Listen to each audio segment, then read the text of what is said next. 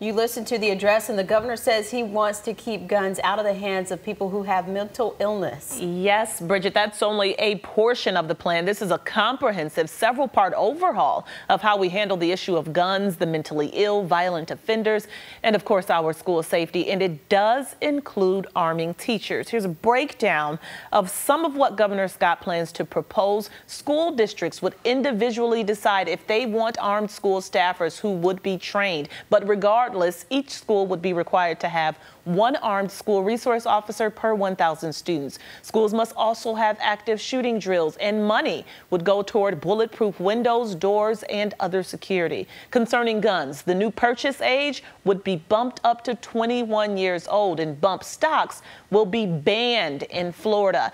And then some of the biggest changes come to the mental health. Baker-acted individuals would have to surrender guns and ask the courts to get them back. They cannot purchase any for 60 days after being Baker-acted. Family members can also request the courts keep violent or mentally ill people from purchasing guns and request that they surrender them. This would include cyber stalkers, dating violence, and those who make threats online or in person. Now, these recommendations come after Governor Scott met at roundtables all week with law enforcement officers, mental health providers, and victims of gun violence, including those from Parkland. He praised students for protesting and acknowledged that everyone may not agree with his plans.